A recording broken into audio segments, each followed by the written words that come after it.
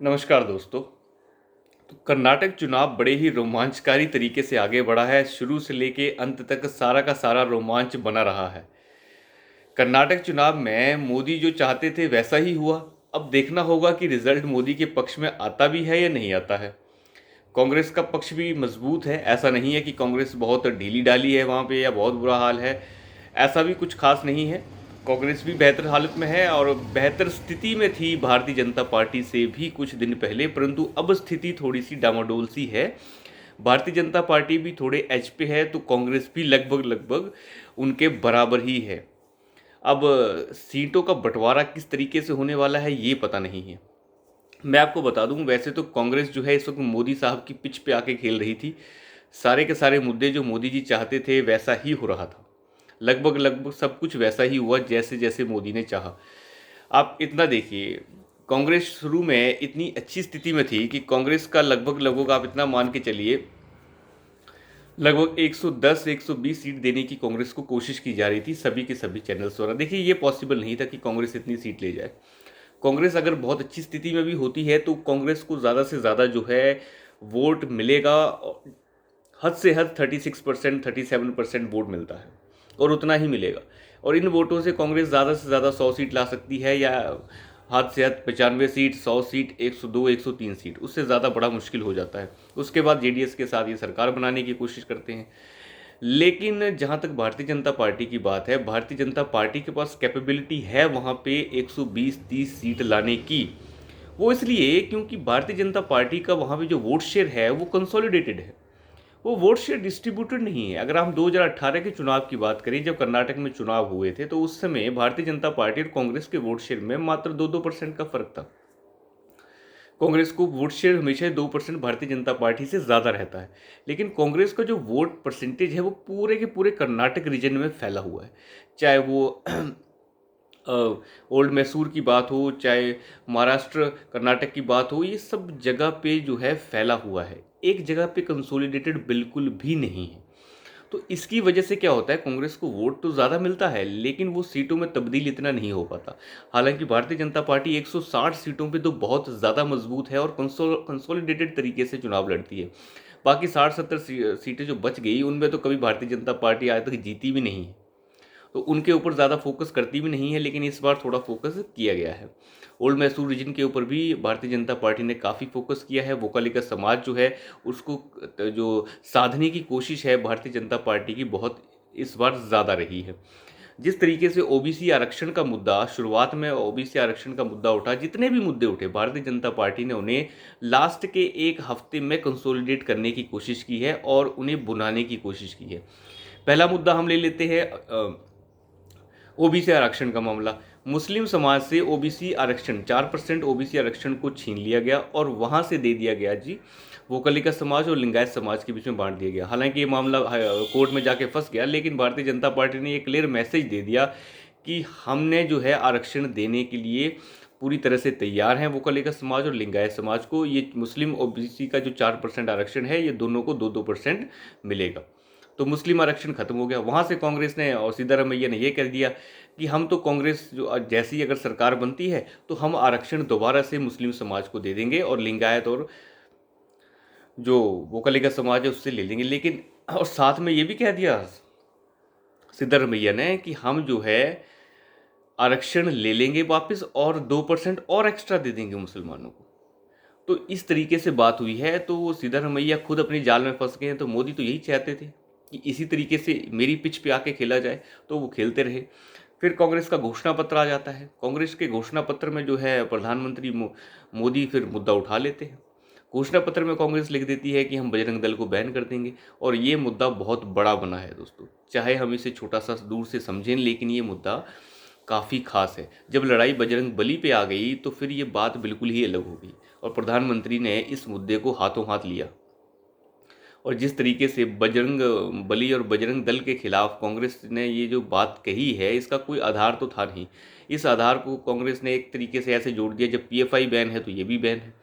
तो सोचिए, पीएफआई एक आतंकवादी टाइप का संगठन, जिसे जो है आप बजरंग दल के साथ कंपेयर कर रहे हैं, बजरंग दल के साथ कंपेयर। देखिए बजरंग दल कोई जैसा भी है, उसके कोई इस तरीके का आपराधिक मामलों वाला दल बिल्कुल भी नहीं है। वो जितने भी जगह जगह के ऊपर जहाँ जहाँ पे रक्षा करने की ज़रूरत पड़ती है, जो हिंदुत्व के साथ खड़े हैं और उनको जो किसी भी तरीके की कोई दिक्कत है, उसके साथ बजरंग दल हमेशा ही खड़ा रहता है। जो भी पीड़ित हैं, जो हिंदुत्व के लिए खड़े हुए और उन्हें जो है पीड़ा का सामना कहीं से किसी समुदाय विशेष से करना पड़ रहा है, तो उस समय बजरंग दल ही सबका साथ देता है। जिस समय नुपुर शर्मा के केस में ये नारे लगाए जा रहे थे समुदाय विशेष की तरफ से, बाहर की तन जुदा, सर तन से जुदा, सर तन से जुदा, रसूले पता नहीं क्या क्या, तो ये जो नारे लगाए जा रहे थे, तो उस समय जगह जगह पे बजरंग दल ही सक्रिय था और लोगों को सुरक्षा देने का और जो नंबर जारी किया था उन्होंने कि अगर आपको कोई दिक्कत है तो हमें बताइए। तो बजरंग दल इस तरीके की संस्था है, इसको जो है टारगेट करने का मतलब कुछ नहीं बनता है। अडवाणी के जिस समय राम का जो एक तरह का आंदोलन था, राम मंदिर का, उस समय से ये निकला हुआ दल कोई कोई ऐसे ही ओछा दल नहीं है जिसे जो है कांग्रेस ने टारगेट किया है। अब बात आ गई बजरंग दल के ऊपर, कांग्रेस फिर से जो है बैकफुट पे चली गई। खड़गे जी से जब ये पूछा जा रहा है, कांग्रेस पार्टी के राष्ट्रीय अध्यक्ष मल्लिकार्जुन खड़गे से जब ये पूछा जा रहा है कि आपने ये अपने मैनिफेस्टो में कैसे लिखवा दिया, तो वो कह रहे हैं मुझे नहीं पता, आप जो है स्टेट के अध्यक्ष से जाके पूछिए। तो सोचिए एक क्या है कांग्रेस का आलम, ये है कांग्रेस का हाल कि जिन्हें यही नहीं पता कि हमारा मैनिफेस्टो में लिखा क्या गया। खड़गे पूरी जी जान लगाना चाह रहे हैं कि मैं कम से कम कर्नाटका से तो चुनाव जिता दूं कांग्रेस को, कर्नाटक के ही वो हैं, तो उन्हें लगता है कि कर्नाटक से भी ना जीत पाए तो फिर तो बहुत बुरा हाल हो जाएगा। तो ये उसके बाद का जो मल्लिकार्जुन खड़गे एक बार ये कहेंगे कि मोदी जी तो है जहरीले सांप हैं, उनका जो जहर है वो कोई चख ले तो मर जाएगा। देखिए इस तरीके की हरकतें कांग्रेस ने अपने पाँव पे कुल्हाड़ी मारी है और कांग्रेस ने हमेशा ही भारतीय जनता पार्टी के पिच पे आके जो है चुनाव को लड़ने की कोशिश की है, जैसा कि मोदी जी चाहते थे। कल अमित शाह ने 2-3 टीवी इंटरव्यूज़ भी दिए हैं और अमित शाह ने बिल्कुल साफ सुथरी बात की है कि हमने मुस्लिम समुदाय से ओबीसी आरक्षण लिया है तो लिया है, और हमने उसे वोकलिका और लिंगायत समाज में दोनों में बांट दिया है और हम इसे करने का दम रखते हैं। भले ही मामला कोर्ट में जाके फंस जाए, लेकिन हम इसे करना चाहते हैं। और उन्होंने बिल्कुल साफ कहा कि सिद्धारमैया जिस तरीके से ये कह रहे हैं कि हम जैसे ही सत्ता में आएंगे आरक्षण को दोबारा से वापस लेके मुस्लिम समाज को दे देंगे और 2% और दे देंगे। तो अमित शाह ने कल ये भी कहा कि अगर आप 2% एक्स्ट्रा इन्हें देने वाले हैं मुस्लिम समाज को आरक्षण, तो 2% किससे काटेंगे आप? 4 की जगह 6 देने वाले हैं, तो जो 2% एक्स्ट्रा देने वाले हैं वो कौन से वाले समाज से काटेंगे, लिंगायत या वोकलिका समाज से? तो एक तरह से जो है दोनों के दोनों जो सिद्धारमैया और जो उनकी पूरी विचारधारा जो चुनाव के दौरान रही है वो पूरे के पूरे कटघरे में आई है। अंत तक जो है मोदी साहब ने ऐसे चुनाव लड़ा है कि कांग्रेस को उन्हीं की पिच पे आके चुनाव लड़ना पड़ा है। अब चुनाव का जो प्रचार है उसमें अंततः शामिल हो गई हैं सोनिया गांधी जी। प्रधानमंत्री ने तो इस मुद्दे को भी नहीं छोड़ा कि जो कभी चुनाव प्रचार में कई सालों से उतरे नहीं हैं, मजबूरन उन्हें भी उतारना पड़ रहा है। तो सोनिया गांधी जो है कल जो है चुनाव प्रचार में वो भी उतरी।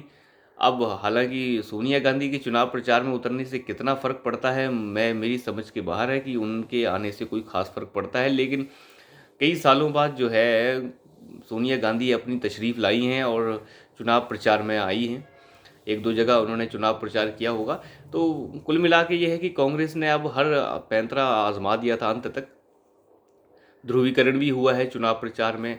मुस्लिम और ये हिंदू समाज के बीच में जो एक सांप्रदायिक जिसे आप कह सकते हैं ध्रुवीकरण, वो देखने को मिला है, लेकिन इतना भी नहीं देखने को मिला है। ज़्यादातर मुद्दे कांग्रेस ने ही दिए हैं और उन्हीं मुद्दों को तूल दिया गया। हालांकि भारतीय जनता पार्टी के पास कोई खास मुद्दे वहाँ थे नहीं। जिस तरीके से भ्रष्टाचार को मुद्दा बनाने की कांग्रेस के द्वारा कोशिश की गई, लेकिन वो इतना कैश वो कांग्रेस करवा नहीं पाई। इस मुद्दे को कैश कराना कांग्रेस के लिए थोड़ा सा टेढ़ी खीर हुई। देखिए भ्रष्टाचार के मुद्दे कर्नाटक सरकारों पे पिछले 20-25 साल से लगते रहे हैं, क्योंकि माइनॉरिटी सरकारें कई बार बनती रही हैं और मिली-जुली सरकारें हैं, तो कई बार दिक्कत आती रहती है और ये मुद्दा है। हालांकि ये मुद्दा कितना भावी होगा और कितना ये कांग्रेस को फ़ायदा दिलाएगा, ये अब देखने वाली बात होगी। हालांकि मुझे लगता है कि भारतीय जनता पार्टी का वोट शेयर सेम रहने वाला है।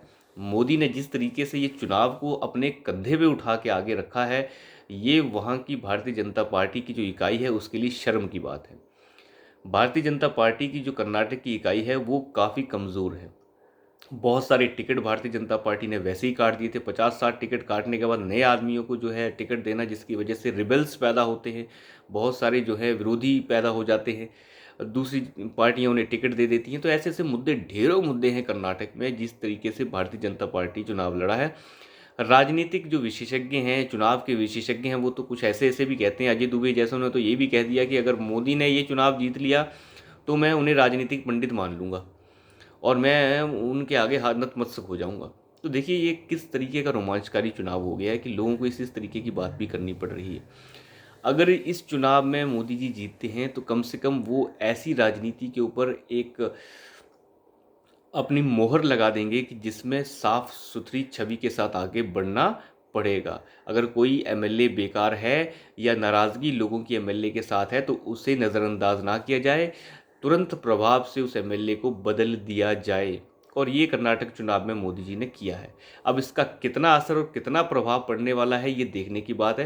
हालांकि मेरा अनुमान ये है कि vote share Bharatiya Janata party का बदलने वाला नहीं है, वो 1% ऊपर ही रहने वाला है। लगभग 35% के आसपास vote share Bharatiya Janata party को मिलेगा ही मिलेगा। और अगर इतना vote share Bharatiya Janata party को मिला है तो मुझे लगता है कि वो शायद बड़ी आसानी से अपनी सरकार बना पाए, और सरकार ना भी बना पाए तो कम से कम 100 या 105 सीटों के आसपास भारतीय जनता पार्टी लेकर आ सकती है। इसके ऊपर कितना लाती है ये बहुत सारे मुद्दों पर डिपेंड करता है, क्योंकि सीटों में क्या क्या तब्दील होता है ये देखने वाली बात होगी। इसका अनुमान लगाना बहुत ज़्यादा मुश्किल है, पर इतना अनुमान लगाया जा सकता है कि कहाँ तक पहुँचेगी। तो 35% वोट शेयर के आसपास भारतीय जनता पार्टी रह सकती है, जितने भी अनुमान जब भी विशेषज्ञों द्वारा लगाए गए हैं। तो अभी के लिए इतना ही। धन्यवाद।